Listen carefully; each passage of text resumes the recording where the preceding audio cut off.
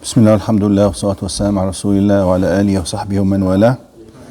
We started talking about the timings for salah in the last class, and we discussed the time for salat al-dhuhr and asr, maghrib, and we then discussed isha.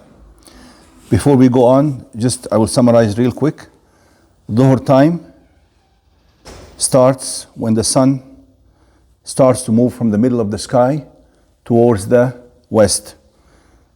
The moment it starts moving and you start seeing a shadow for any object that is upright, then that is when the dhuhr time starts. Dhuhr time ends when the length of that shadow is equal to the height of that object. That is when asr time starts.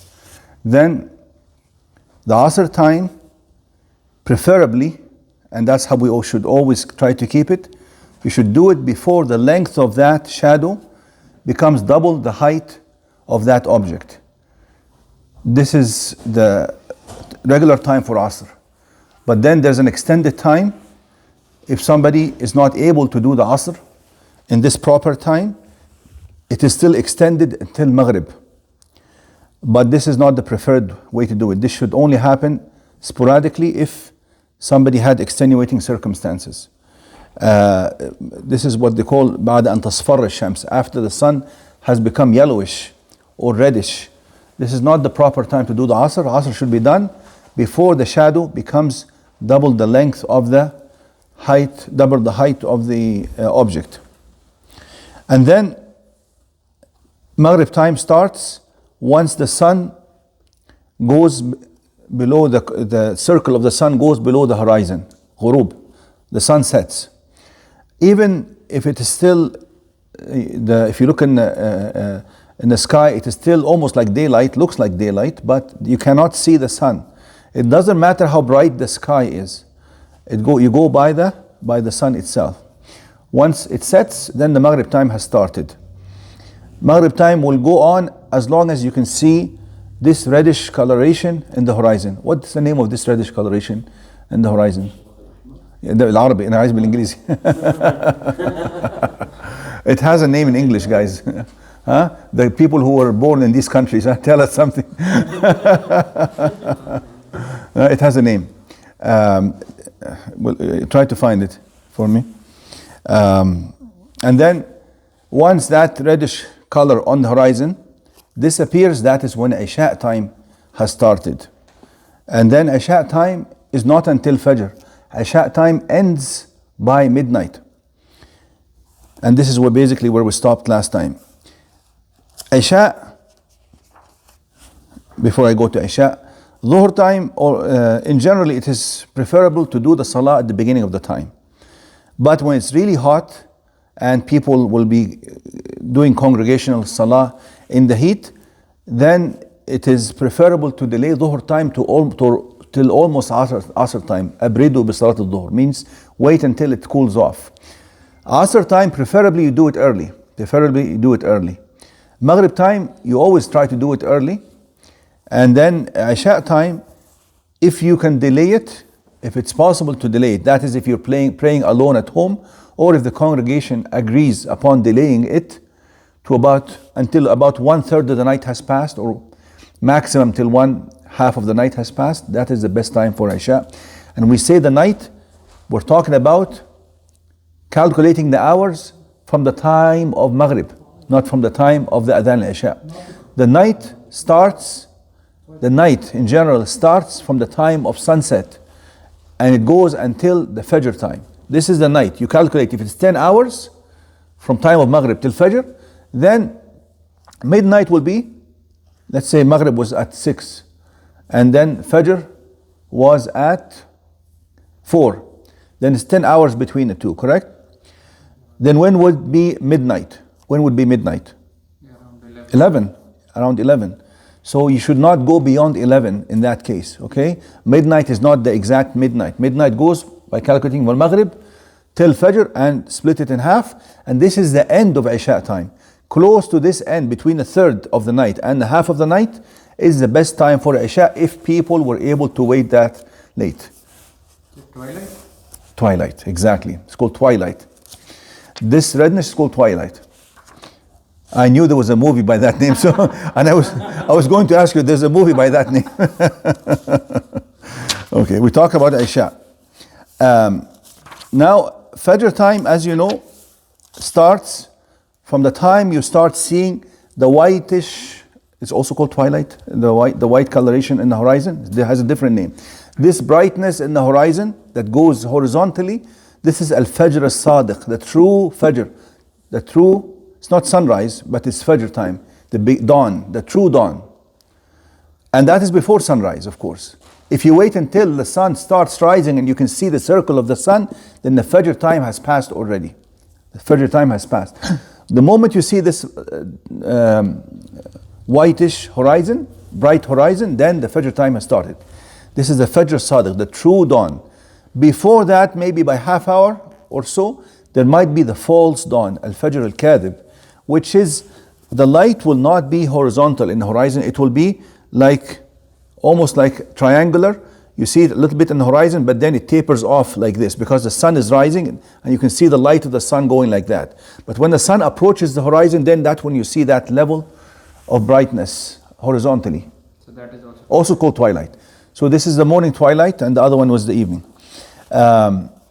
This is when the Fajr starts. Preferably, the Salah of Fajr, preferably in Jama'ah, it is preferred to start it when it's still dark. You don't wait until almost sunrise and you start Salat al-Fajr. And there's more than one hadith in that matter. There's a hadith that says, أن النبي صلى الله عليه وسلم صلى الصبح مرة بغلس ثم صلى مرة أخرى فأسفر بها ثم كانت صلاته بعد ذلك التغليس حتى مات ولم يعد إلى أن يسفر. Prophet صلى الله عليه وسلم one time prayed the Fajr time when it's still quite dark, means shortly after the beginning of the time of dawn. And then one time he prayed it close to the sunrise. We saw that in Hadith of Jibreel anyhow, right? Because that's when he taught him that the two ends for the timing for every salah. The very early end and the latest that it could be performed. But then it said here that after that one time where he did it very late, closer to sunrise, then he always did it very early when it is still dark. It's also mentioned in the hadith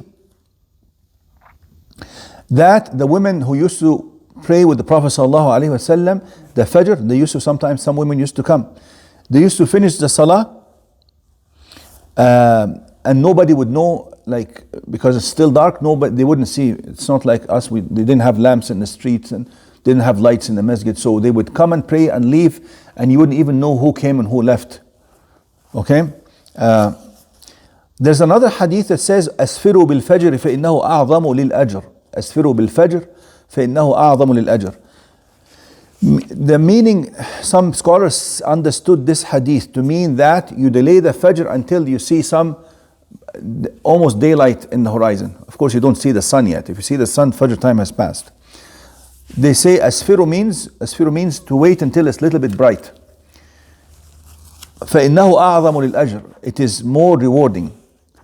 But the best understanding of this hadith is not to start the Fajr Salah late, but to prolong the Fajr Salah so much that you start when it's dark and you end when it's a little bit bright outside, which means they used to do a very long Fajr Salah.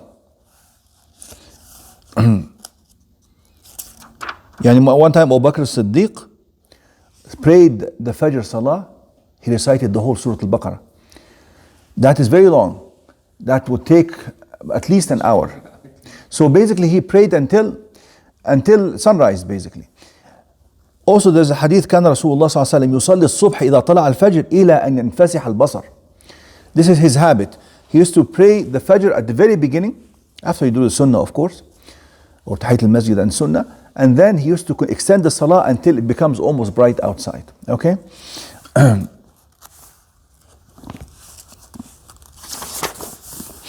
And then we said that if the time of the Salah is almost over and you're approaching the next time of the next Salah, for Asr, if you manage to get one rak'ah in before sunset, and the meaning of rak'ah is a full rak'ah, including the ruku' and sujood, there's a hadith that says rak'ah من أدرك ركعة من العصر قبل أن تغرب الشمس فقد أدرك العصر. There's another narration من أدرك سجدة من العصر قبل أن تغرب الشمس فقد أدرك العصر. If you catch the rak'ah, according to one hadith, the other hadith says if you catch a sajda. So the scholars understood that this hadith doesn't mean just the ruku'. It means the full rak'ah until you get to the sujood. There's another narration of this hadith, إذا أدرك أحدكم أول سجدة. So this even clarifies it more. That if you catch the first sujood in that rak'ah, you have basically managed to do the asr within its time. And that same applies for the Fajr Salah. Before sunrise, if you do that, then you have caught the Salat al-Fajr on time.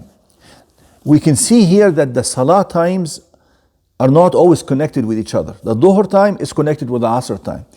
Asr time is almost connected with the Maghrib time. It is connected with Maghrib time, but we shouldn't wait until almost Maghrib time. Isha time is connected with Maghrib time, connected to Isha time. But then from Isha, there is no time for Salah after midnight until Fajr. Now, this is the stronger opinion. Some scholars said that Isha time can extend all the way till Fajr, but this is not a strong opinion. The ahadith go against that. I think we've finished the prayer times, and then the next subject would be where the times that we are not supposed to be doing prayers, voluntary prayers. It is makruh. It is discouraged to pray at these times. We will talk about them in more detail next time. But just to summarize, it is from after sunrise. After the Fajr Salah. After the Fajr Salah, you shouldn't start doing nawafil. You shouldn't start doing optional prayers after you do the Fajr Salah. If you miss the Sunnah of the Fajr, you can make it up after the Fajr. That's all. Beyond that, don't do 2 rak'at and 2 rak'at. You shouldn't be doing that. Until when? Until after sunrise by how much? 15. About 15 minutes. Until you see the sun above the horizon by a length of 1 spear. Okay? You try to estimate it. And then when the sun is in the middle of the sky, and it does stay in the middle of the sky for about 10-15 minutes before it starts moving towards the west. While it's in the middle of the sky, إِذَا قَامَ قَائِمُ الظَّهِيرَةِ, this is the hadith will come, then you don't pray. So before Dhuhr, time starts by about 10-15 minutes, there's no prayer. And then after Asr Salah, after you've done the Asr, there should not be any prayer until Maghrib. Now, of course, after Isha, you can pray as much as you want. There's no karaha. Actually, it is encouraged to pray after the Isha time. Any question about these timings? Okay, stop here.